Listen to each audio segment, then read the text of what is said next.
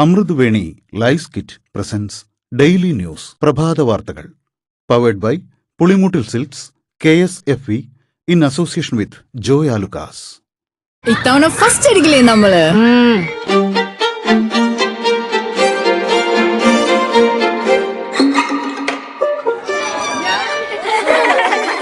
കുട്ടികൾക്കൊക്കെ പെയിൻ ശല്യം ഉണ്ടാകും. അതുകൊണ്ട് ലൈസ് കിറ്റ് ഉപയോഗിച്ച് ക്ലാസ്സിൽ വരാൻ പ്രത്യേക ശ്രദ്ധിക്കണം. ലൈസ് കിറ്റ് ലൈസ് റിമൂവർ പെയിൻ ശല്യത്തിൽ നിന്നും ഉടനടി ആശ്വാസം.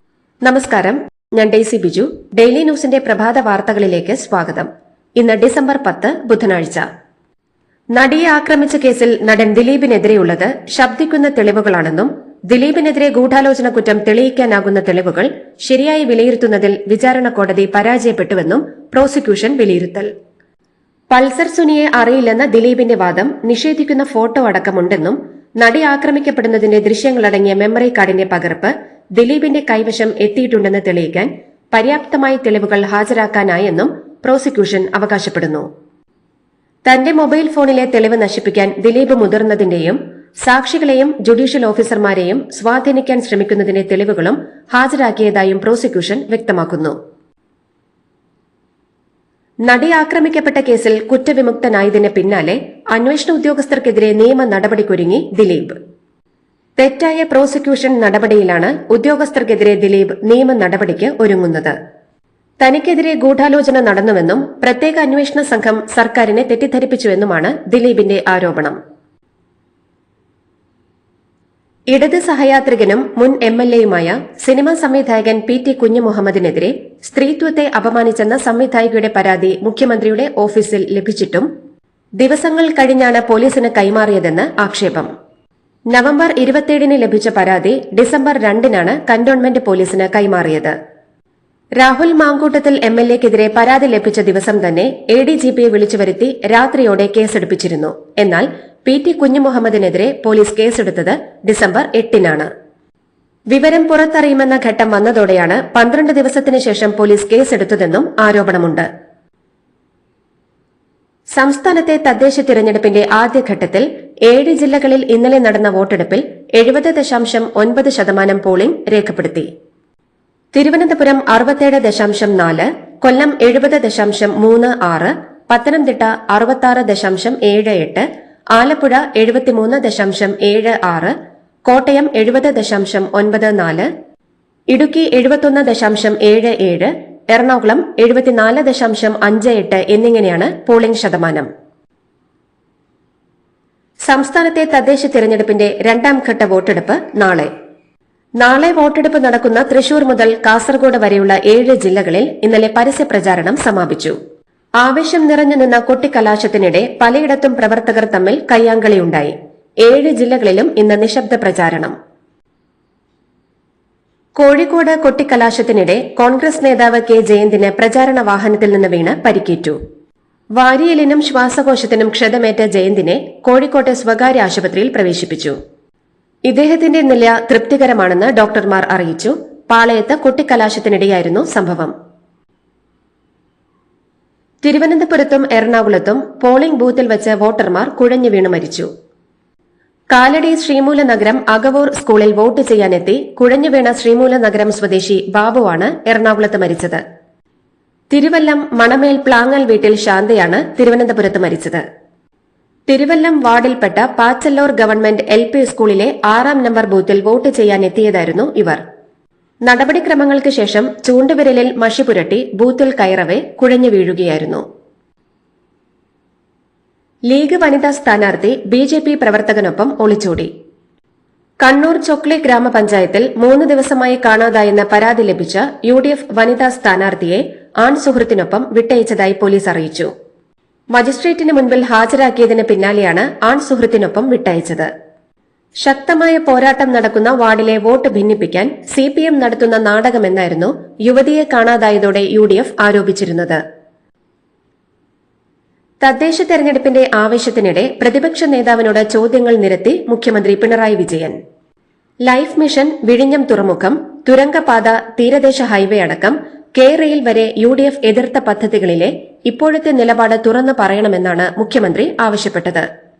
കേരളത്തിൽ നടക്കുന്ന ഏതെങ്കിലും ഒരു പദ്ധതിയെ പ്രതിപക്ഷം എതിർക്കാതിരുന്നിട്ടുണ്ടോ എന്നും കോവിഡ് കാലത്ത് ജനങ്ങൾക്ക് ആശ്വാസമേകാൻ നൽകിയ ഭക്ഷ്യക്കിറ്റിനെ പോലും തെറ്റായ വ്യാഖ്യാനം നൽകി പരിഹസിക്കുകയും എതിർക്കുകയും ചെയ്തിട്ടില്ലെന്നും എന്തിനേയും എതിർത്തില്ലാതാക്കാൻ ശ്രമിക്കുകയല്ലാതെ എന്തെങ്കിലും ഒരു നല്ല കാര്യം ചെയ്യുമെന്ന് ജനങ്ങളോട് പറയാനോ നല്ലതിനെ അംഗീകരിക്കാനോ തയ്യാറായിട്ടുണ്ടോ എന്നും മുഖ്യമന്ത്രി ചോദിച്ചു.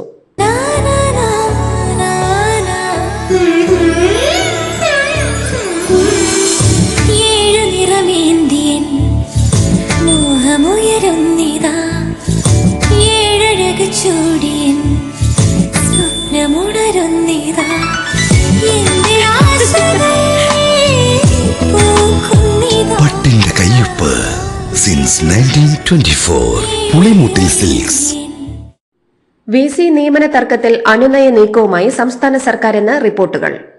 നിയമമന്ത്രി P. രാജീവും ഉന്നത വിദ്യാഭ്യാസ മന്ത്രി R. ബിന്ദുവും ഇന്ന് ഗവർണർ രാജേന്ദ്ര അർലേക്കറെ കാണും. കേരള സാങ്കേതിക ഡിജിറ്റൽ സർവകലാശാല നിയമന തർക്കത്തിനിടെയാണ് കൂടിക്കാഴ്ച.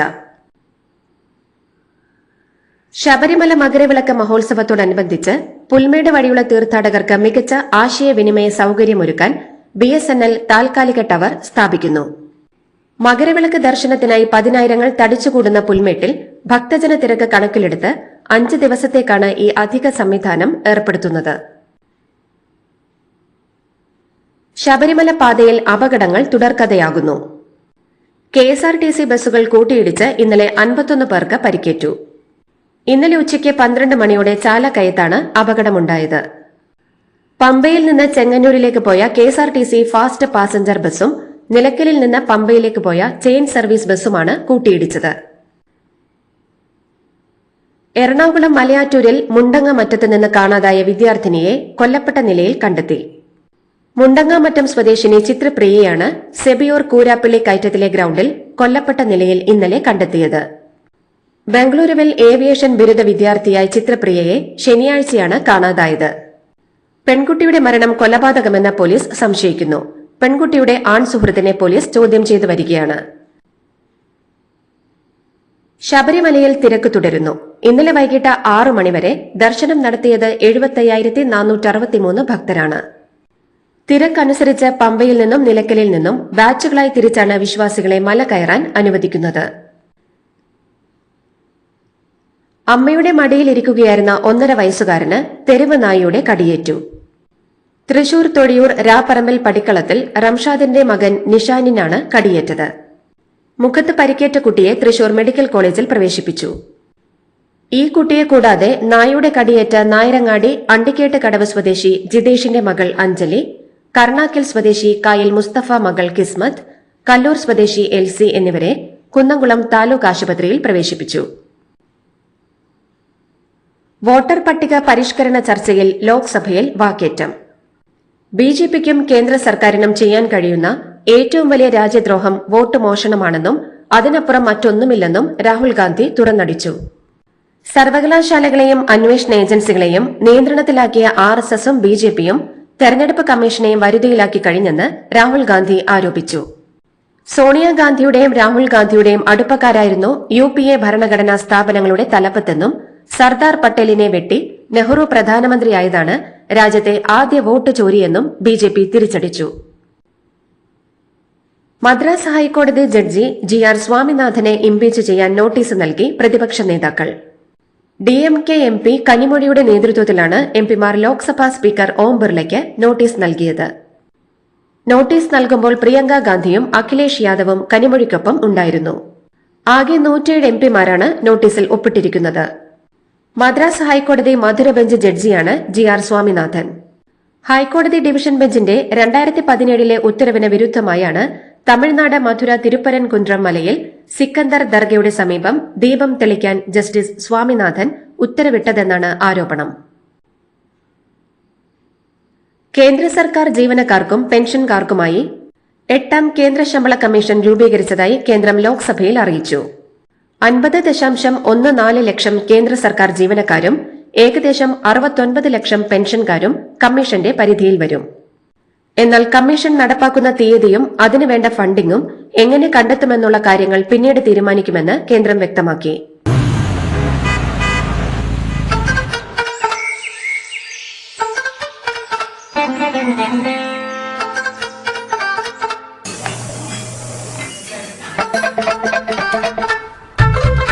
എല്ലാവർക്കും വന്നു ഡാൻഡ്രഫ്, എന്തു ചെയ്യും ചേട്ടാ?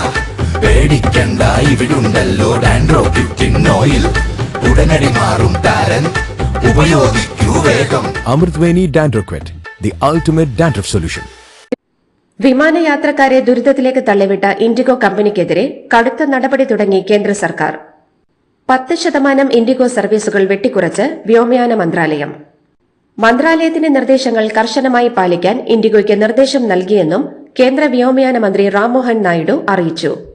ഇൻഡിഗോ സിഇഒ പീറ്റർ എൽബേഴ്സൺ മന്ത്രിയുടെ മുന്നിൽ കൈകൂപ്പുന്ന ചിത്രമടക്കമാണ് കേന്ദ്രമന്ത്രിയുടെ ട്വീറ്റ്.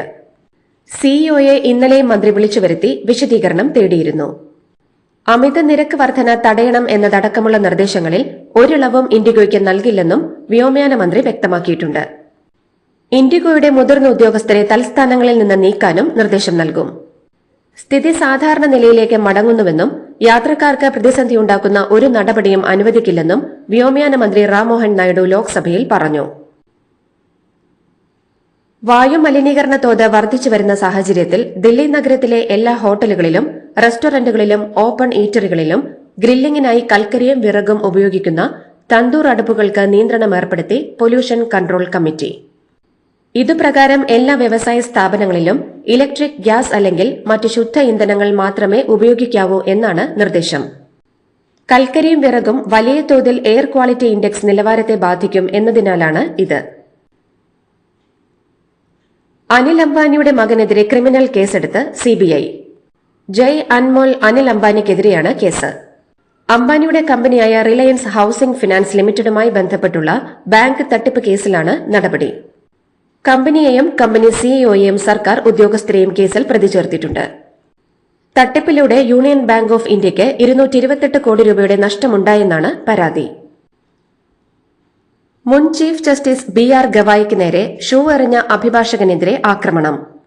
ദില്ലിയിലെ കർക്കാർധൂമ കോടതി പരിസരത്ത് വെച്ചാണ് അഭിഭാഷകനായ രാകേഷ് കിഷോറിനെ ഒരാൾ ചെരുപ്പൂരി അടിച്ചത്. സംഭവത്തിന്റെ ദൃശ്യങ്ങളും പുറത്തുവന്നിട്ടുണ്ട്. ഒക്ടോബർ 5-നാണ് രാകേഷ് കിഷോർ ജസ്റ്റിസ് ഗവായിക്ക് നേരെ ഷൂ എറിഞ്ഞത്. 1-ാം നമ്പർ കോടതിയിൽ ചീഫ് ജസ്റ്റിസ് ഗവായ് ആദ്യ കേസ് കേൾക്കാൻ തുടങ്ങിയപ്പോഴാണ് സംഭവം നടന്നത്. മൈക്രോസോഫ്റ്റ് സിഇഒ സത്യ നദല്ല പ്രധാനമന്ത്രി നരേന്ദ്രമോദിയുമായി കൂടിക്കാഴ്ച നടത്തി. ഇന്ത്യയുടെ ആർട്ടിഫിഷ്യൽ ഇന്റലിജൻസ് ശേഷി വികസിപ്പിക്കുന്നതിനായി US ആസ്ഥാനമായുള്ള ഈ സോഫ്റ്റ്വെയർ ഭീമൻ ഏഷ്യയിലെ തങ്ങളുടെ ചരിത്രത്തിലെ ഏറ്റവും വലിയ നിക്ഷേപം പ്രഖ്യാപിച്ചു. $17.5 ബില്യൺ, അതായത് ഏകദേശം 1.5 ലക്ഷം കോടി രൂപയാണ് കമ്പനി ഇന്ത്യയിൽ നിക്ഷേപിക്കുക. ഇന്തോനേഷ്യയുടെ തലസ്ഥാനമായ ജക്കാർത്തയിൽ ബഹുനില കെട്ടിടത്തിന് തീപിടിച്ച് 20 പേർക്ക് ദാരുണാന്ത്യം. സ്വകാര്യ കമ്പനി പ്രവർത്തിച്ചിരുന്ന 7 നില കെട്ടിടത്തിനാണ് തീപിടിച്ചത്. സംഭവ സമയത്ത് നിരവധി പേർ കെട്ടിടത്തിന് അകത്തുണ്ടായിരുന്നു. മരണസംഖ്യ ഉയരാൻ സാധ്യതയുണ്ടെന്നാണ് വിവരം. അയൽ രാജ്യമായ ബെലാറൂസ് കാലാവസ്ഥാ പഠനത്തിനെന്ന പേരിൽ പറത്തുന്ന ബലൂണുകൾ കൊണ്ട് സഹികെട്ട ലിത്വാനിയ രാജ്യത്ത് അടിയന്തരാവസ്ഥ പ്രഖ്യാപിച്ചു. റഷ്യയുടെ സഖ്യരാഷ്ട്രമായ ബെലാറൂസിന്റേത് രാജ്യസുരക്ഷയെ ബാധിക്കുന്ന നടപടിയാണെന്നാണ് യുക്രൈൻ അനുഭാവമുള്ള ലിത്വാനിയയുടെ നിലപാട്. ബലൂണുകൾ വ്യോമഗതാഗതത്തെ ബാധിച്ചതിനെ തുടർന്ന് വിൽനിയസ് രാജ്യാന്തര വിമാനത്താവളം അടച്ചു. സൈബർ ആക്രമണങ്ങളുടെ പേരിൽ ബെലാറൂസിനെതിരെ പോളണ്ട് ഉൾപ്പെടെയുള്ള മറ്റ് യൂറോപ്യൻ യൂണിയൻ രാജ്യങ്ങളും രംഗത്തുവന്നിരുന്നു. ദുർബലരായ നേതാക്കൾ നയിക്കുന്ന ജീർണിച്ചുകൊണ്ടിരിക്കുന്ന രാജ്യങ്ങളുടെ കൂട്ടമാണ് യൂറോപ്പ് എന്നാരോപിച്ച് US പ്രസിഡന്റ് ഡൊണാൾഡ് ട്രംപ്. കുടിയേറ്റം നിയന്ത്രിക്കുന്നതിനും റഷ്യ യുക്രൈൻ യുദ്ധം അവസാനിപ്പിക്കുന്നതിലും അവർ പരാജയപ്പെട്ടുവെന്നും ട്രംപ് പറഞ്ഞു. 2020 പരമ്പരയിലെ ആദ്യ മത്സരത്തിൽ ദക്ഷിണാഫ്രിക്കയെ 101 റൺസിന് തകർത്ത് ഇന്ത്യ. 5 മത്സര പരമ്പരയിൽ ഇതോടെ ഇന്ത്യ 1-0 മുന്നിലെത്തി.